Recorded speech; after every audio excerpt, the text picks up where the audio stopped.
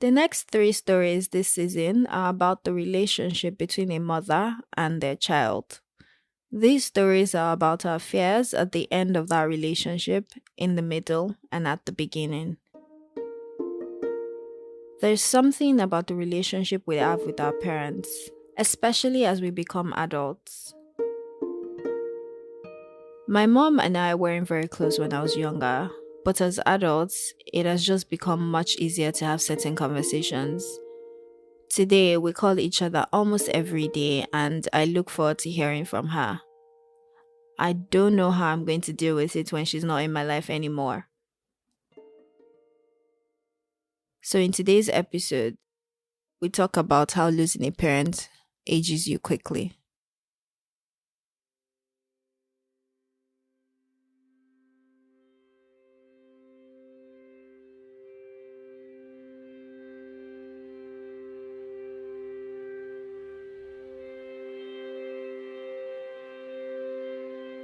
She was in the room and I was in the parlor.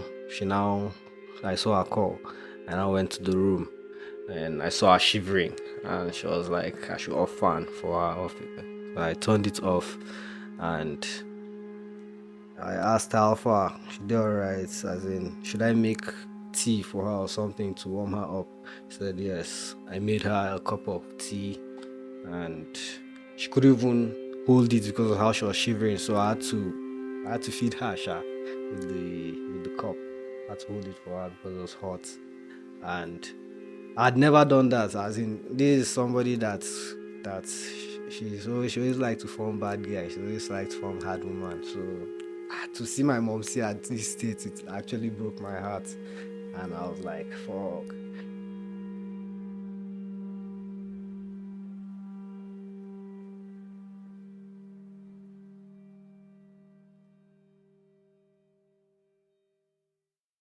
Okay, my name is Elisha Bagaya, or you can call me Bagais, which is what a lot of guys call me. The first of three kids, so I have two younger kids, two younger siblings, a boy and a girl. Okay, my mom was a teacher and a very people person. She was very active and she always liked to offer her services. So because of that, I guess she had a lot of influence in different aspects. She was a school as a profession. She was a teacher, so deaf. Several sets of people had passed through her, and she impacted them. She was also a Sunday school teacher, and but then to me, deaf, a mother is a mother to every man. And she's always a pain in the she can be a pain in the skin. She knew how to always uh bring you, even though she sees that you are angry at her, she will know how to she just dash you one case, say, I take. She knows that she vexed you and she will not open her mouth and tell you, say sorry. She could just, I take this one cake, go and do all right. So how can you be angry at such? We can't stay angry at her now. So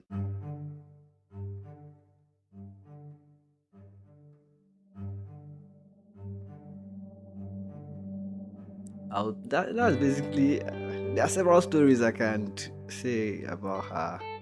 She was a she was a fun person.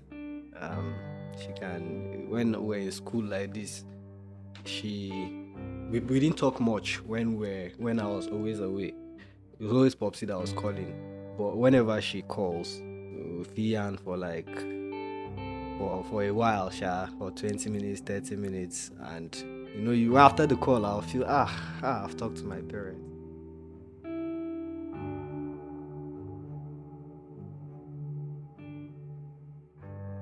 There was one time I think she told me to do. Okay, she has a poultry. She had a poultry, and once in a while we had to clean it, and that was my job. Or me and her, and Def. it won't just end there. She'll clean that poultry. She fit go start the cut grass. She fit, after that fit go they clean house. You know, I'm like, but you just called me for just cleaning this. So it was an issue, and then you'll be frowning, you'll be walking grudgingly, and then she will not come out and say that, okay, sorry for this, because deaf, she owes you no apology. She's making you walk. That is just in my old age that I'm seeing it like that, but then she will not apologize, but later she will just give you, okay, she will give you, send you on errand with her ride, that kind of thing. And growing up fresh, like my 18, 19 thereabouts, why not now? Carry car, come out, go the paroles around town. For that was her form of compensation. And me, I just take it like, that's sorry. Okay, thank you. Whether she says it or not, me, I'm at peace. So that was it.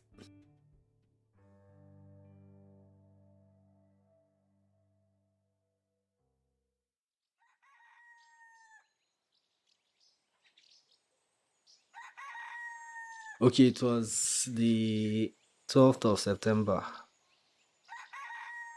That's 2018. It was a Wednesday. My bro was to travel to Abuja for something. My mom was there. We prayed together. They prayed together. That's my bro, my mom, and my dad. Prayed together before he would travel. Then she went back to sleep.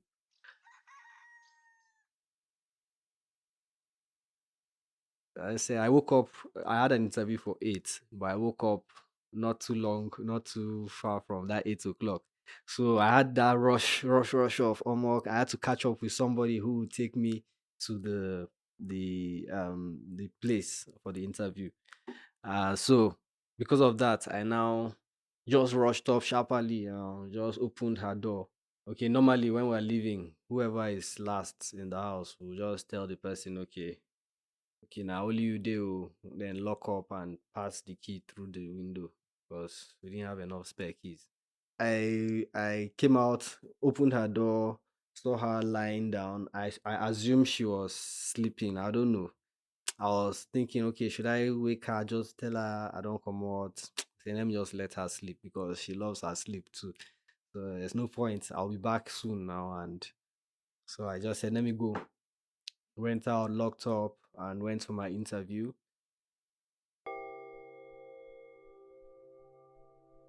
When I got back, opened the gates, went in, knocked on the door so that she would come and open the door for me now. I knock, she didn't answer.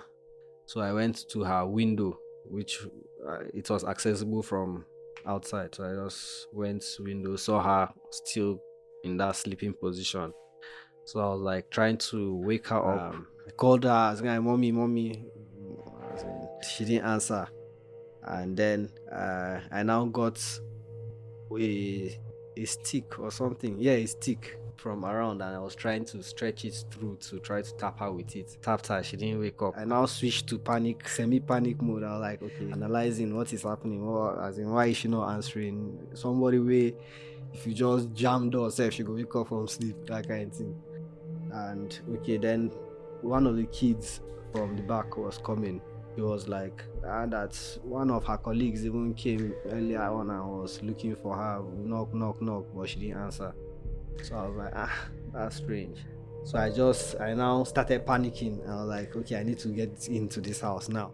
Who kind of got a nail put a nail at the edge, tried to fish out the key through the window, got it out, opened the door, entered, and by the time I opened her door, well, I just touched her.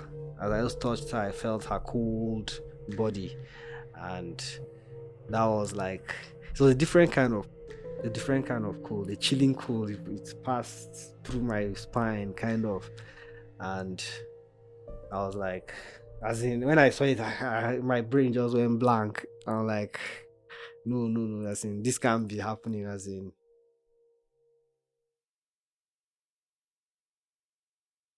our relationship growing up with our parents was always preparing us for their death. Kind of. They will say it jokingly. And when I go, I don't use one rugged picture and put on my obituary, all those kind of yarns now. And then trying to keep me abreast with investments, what they have in stock, their passwords to their accounts, all those kind of stuff. That's the responsibility I had to carry. I knew everything, and I was responsible for whatever happens, if anything happens.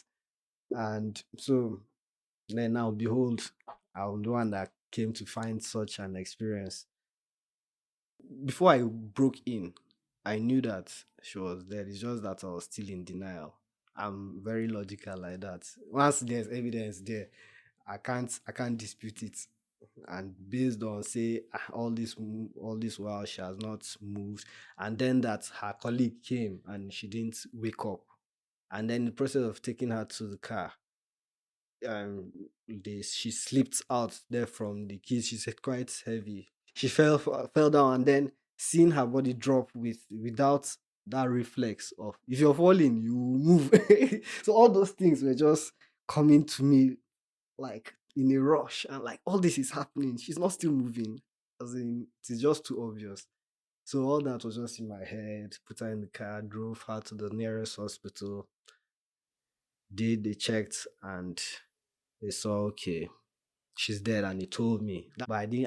I cried for maybe like some 10 minutes, and then I just had to catch myself and get myself together because I just had to act. Now I've cried. Okay, now act. They were saying I should take her to mortuaries in another hospital again. So I was like, okay.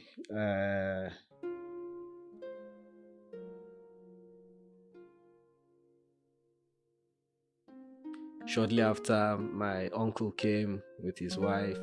I saw my uncle crying. So that was the crazy experience. He had men crying. So I couldn't cry again at that point. I had to just try and. It's not like I made a decision. It's just like it just switched up. I had to just be the comforter, kind of. So I did. Did you see Popsy cry during this Yeah, period? yeah. When he came, he cried. I was when he got in. He came with my another cousin of mine. So I just went and met him. We hugged. He cried, By the and time you got there, you already knew. yeah, he already knew death. So because death, he was. Is when he got to Kaduna. I think he knew that she was actually dead, and he was to come to the mortuary. Why they call mortuary if person never die? So I believe all that was obvious to him. So just seeing me now physically at that point, so we just hugged, he cried, and I was just telling him, make it all right. It's all fine. We go there all right. And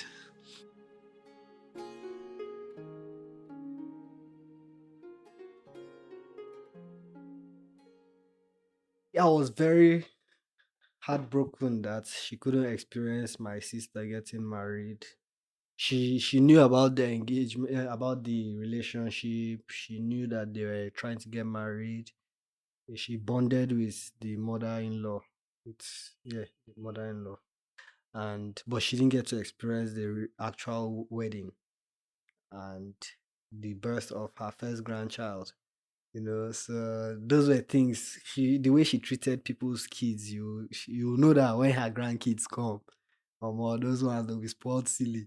So it was just a sad thing that she didn't get to have that experience, and you always be grieving because you there will be times when you will just be your brain will just be blank, and then her memory will come, and then you indulge that memory, and then you now start being in your feelings, and you cry again.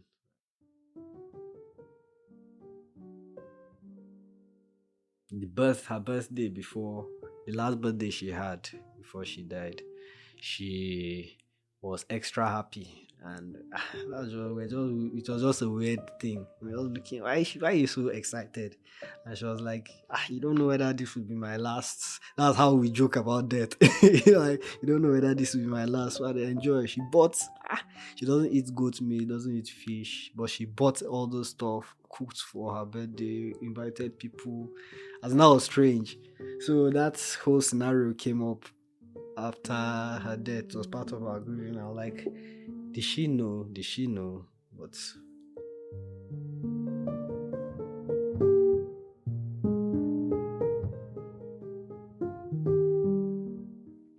This episode was hosted by me, Hawa Lawal. It was produced, edited, and sound designed by Mo Isu.